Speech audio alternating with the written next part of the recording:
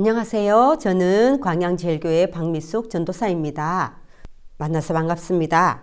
저와 함께 4주 동안 세가적 성경 공부를 하게 되었는데요. 이렇게 만나게 되어서 감사하고 환영합니다.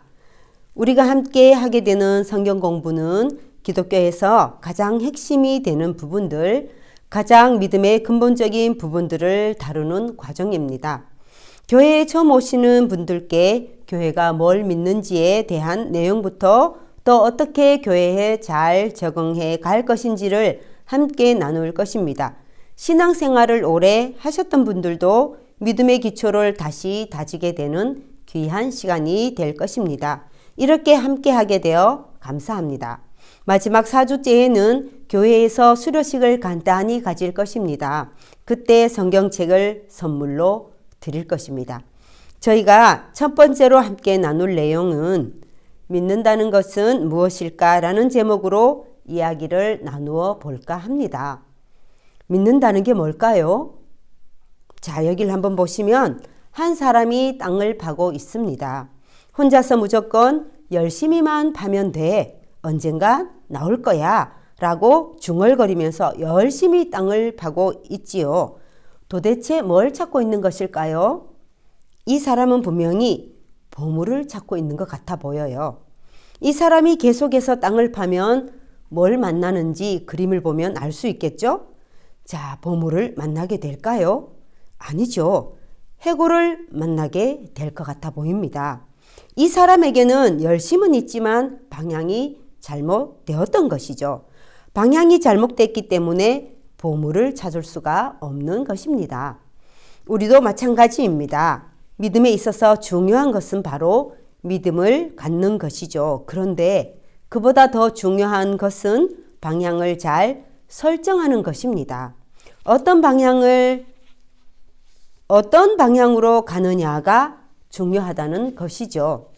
우리 주변에는 믿음으로 열심을 내는 사람들이 많이 있습니다. 그 중에 이단들도 있고 사이비 집단도 있습니다. 그들은 열심히 하는데 그 열심의 방향이 잘못됐기 때문에 본인들도 잘못된 방향으로 갈 뿐만 아니라 다른 사람도 잘못된 방향으로 이끄는 것을 보게 됩니다. 이제 우리는 방향을 잘 설정해서 방향을 잃지 말아야 합니다. 여기 그림에 있는 두 사람을 한번 보면 위에 있는 분은 남자분이고 밑에 있는 분은 여자분이에요. 자, 어떤 스타일인지 한번 볼까요? 위에 분은 얼음을 보고 분명 꽁꽁 얼었을 거야 하면서 자신만만하게 달려갑니다. 그런데 문제는 이 얼음이 살얼음이라는 거죠. 그래서 그만 물에 붕덩 빠지고 맙니다. 밑에 여자분은 아주 조심스럽게 어쩌면 살얼음일지도 몰라 라고 하면서 조심조심스럽게 걷습니다. 그런데 알고 봤더니 이 얼음은 꽝꽝 얼어 있었습니다. 그러니 막 뛰어가도 아무런 상관이 없었던 것이죠. 우리 여러분들은 어떤 스타일이실까요? 사람마다 스타일은 다르긴 하지만 이 얼음을 건너는 것에 있어서 사람의 마음의 상태나 스타일 또는 그 유형이 중요할까요? 아니면 얼음의 상태가 더 중요할까요? 물론 다 중요할 수 있지만 얼음의 상태가 더 중요할 것 같습니다.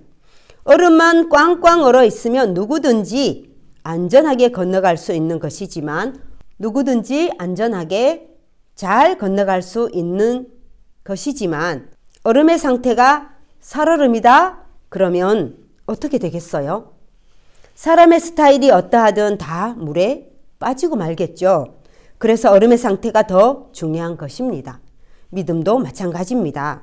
내가 가지고 있는 믿음의 스타일이나 믿음의 열심보다 더 중요한 것은 우리가 의지하는 그 대상이 정말 안전하고 믿을만한지 그게 더 중요하다는 것입니다. 얼음의 상태가 중요하듯이 우리의 스타일에 따라서 성공하는 것도 아니고 또 조심조심 걷는다고 하여 어려움이 없다는 보장도 없습니다. 그래서 우리가 의지할 그 대상이 더 중요하다는 것입니다. 여러분에게는 신뢰할 만한 대상이 혹시 있으실까요? 그 대상이 친구일 수도 있고 또 가족일 수도 있겠죠. 부모, 자녀, 배우자일 수도 있습니다. 이런 사람들이 내게 힘이 되어주고 의지가 될 수도 있어요. 하지만 내가 의지하는 친구나 가족들이 내 삶의 마지노선에 섰을 때 온전히 의지할 만한 대상이 될 수는 없다는 거죠. 왜냐하면 아무리 가까운 친구나 함께 사는 가족이라 할지라도 내 마음을 다 이해하지 못할 때가 있어요. 또 내가 여러 가지 어려운 상황에 처할 때 나를 도와주지 못할 수도 있다는 거죠. 그러니 친구나 혹은 가족이 또는 사람이 내가 의지할 수 있는 대상이 될 수가 없다는 거예요. 재물도 마찬가지입니다. 나는 재물이 많으니 재물을 의지해서 나는 괜찮아 하고 살아가기도 하는데 그럴 수 없어요. 재물은 없다가도 있고 있다가도 없기도 하기 때문이죠. 그러면 우리가 의지할 대상은 누구일까요? 성경 시편 62편 1절과 2절에 이렇게 말씀합니다. 나의 영혼이 잠잠히 하나님만 바라며 나의 구원이 그에게서 나오는도다. 오직 그만이 나의 반석이시요 나의 구원이시요 나의 요새이시니 내가 크게 흔들리지 아니하리로다. 아멘. 오직 하나님만이 나의 반석이시고 구원이시고 요새이시니 오직 하나님만 바라세요 라는 것입니다. 그리하면 내가 크게 흔들리지 아니한다는 것입니다. 우리는 오로지 하나님만 믿고 의지해야 할 존재라는 것입니다. 그래서 가장 중요한 것은 누구를 믿느냐지 어떻게 믿느냐가 아니라는 것입니다. 믿음의 대상인 하나님께 더 집중해야 한다는 거죠.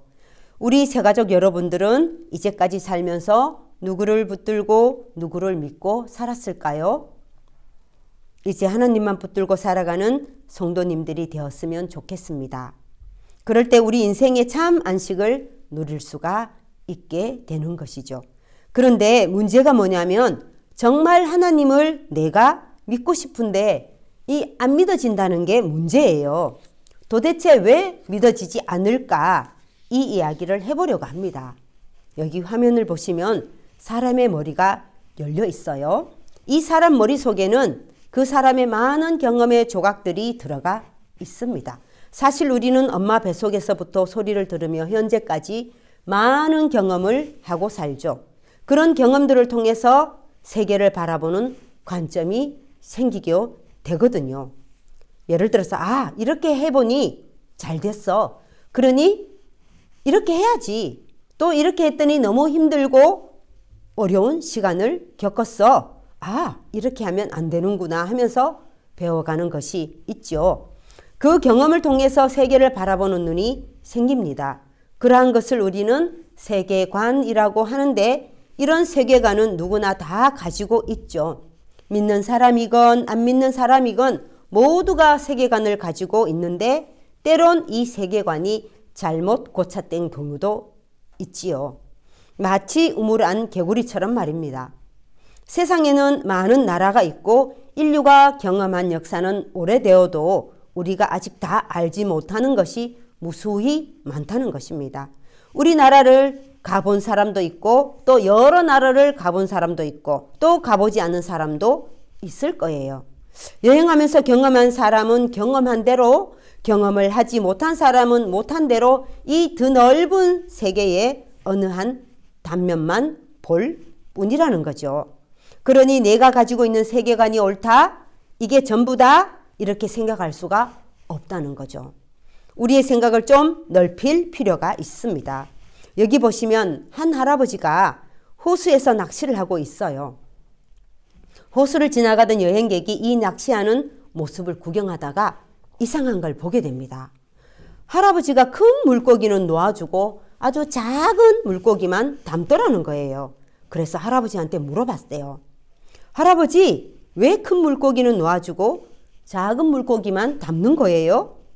그때 할아버지가 이렇게 말합니다.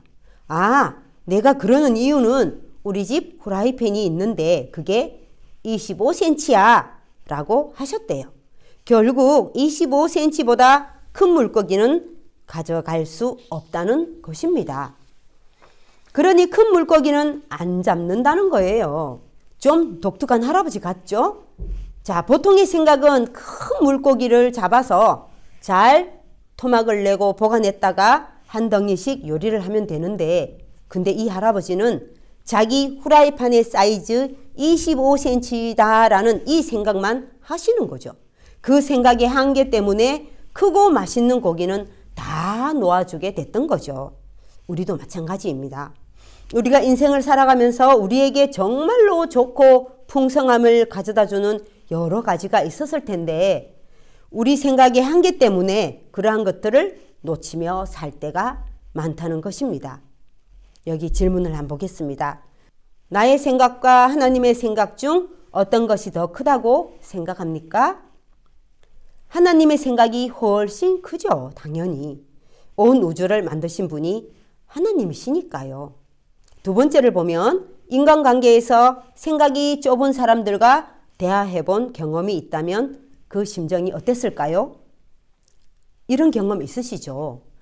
아무리 설명해도 속이 좁아서 이해를 못하는 거예요. 이럴 때 정말 고구마를 먹은 것처럼 답답하잖아요? 그러면 내 생각보다 훨씬 크신 하나님이 나를 바라보실 때 하나님의 마음은 어떠할까? 하나님이 너무 답답하시겠죠? 자, 우리가 너무 좁은 생각을 하고 있다는 거죠. 성경 이사야 말씀 55장 9절에서는 이렇게 말씀합니다.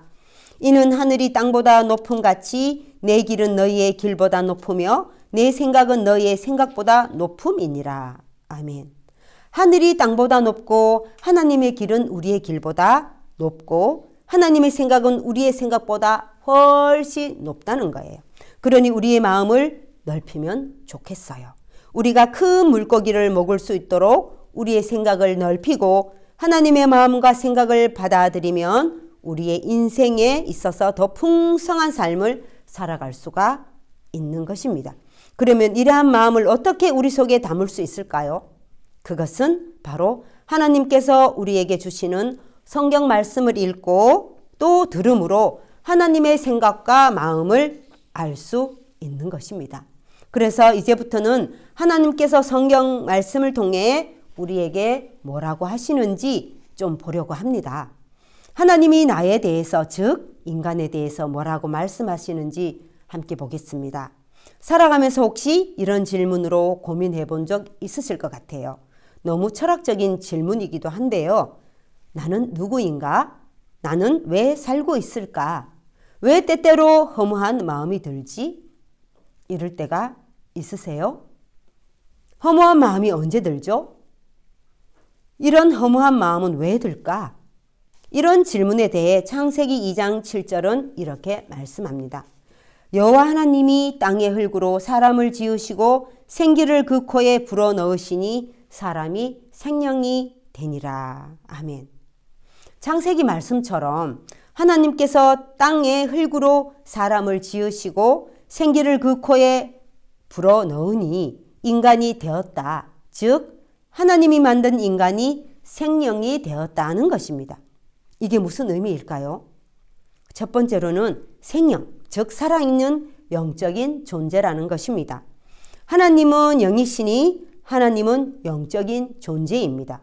그래서 하나님과 교제하기 위해서는 영적인 존재여야 되기 때문에 하나님이 우리를 영적인 존재로 만들어 하나님과 교제하고 하나님과 살아갈 수 있도록 만들어 주셨지요. 그게 생명의 첫 번째 이유입니다.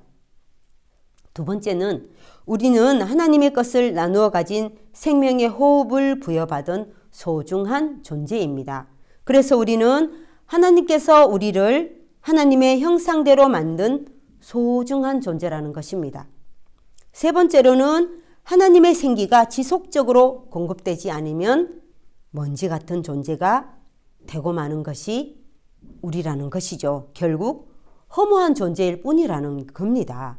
그래서 우리는 본질적으로 하나님이 필요한 존재로 만들어졌습니다. 그러니 하나님과 교제하고 하나님의 사랑과 생기를 통하여 정말로 행복을 맛볼 수 있다는 것입니다.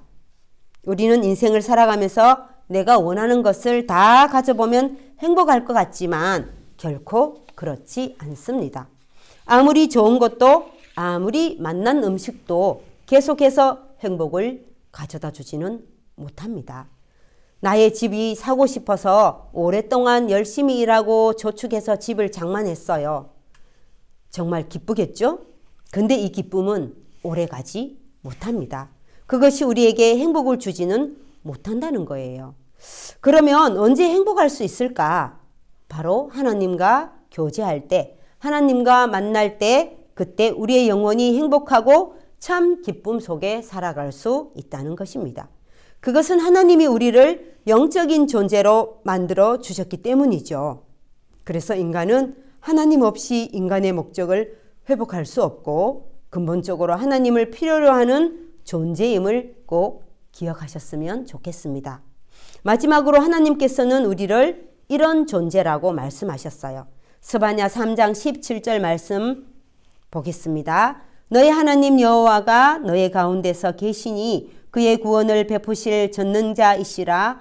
그가 너로 말미암아 기쁨을 이기지 못하시며 너를 잠잠히 사랑하시며 너로 말미암아 즐거이 부르며 기뻐하시리라 하리라. 아멘. 하나님께서는 너로 말미암아 기쁨을 이기지 못하신다라고 하셨어요. 다시 말해서 성도님으로 말미암아 기쁨을 이기지 못하신다라는 것입니다. 그것이 성도님을 향한 하나님의 마음이지요. 우리를 바라볼 때마다 기뻐하시고 또 잠잠히 사랑하시고 너무 기쁜 나머지 노래를 부르십니다. 우리가 우리 자녀들이 미울 때 있지만 가만히 잠자고 있는 모습을 보면 정말 사랑스럽죠. 이런 사랑은 바로 하나님으로부터 온 것입니다. 하나님의 마음은 우리가 기뻐 노래하는 마음보다 훨씬 더 크다는 것이죠. 하나님이 우리를 크신 사랑으로 사랑하시지만 우리가 세상을 살아가다 보면 다치고 상처 입고 또 타인으로부터 정신적으로 밟히고 마음이 구겨질 때가 있어요.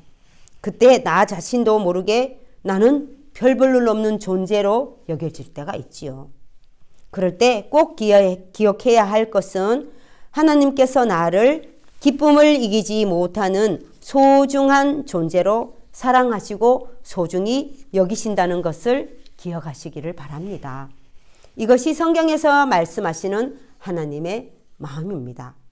오늘은 하나님께서 저와 여러분들을 어떻게 바라보시는지를 나누어 보았습니다.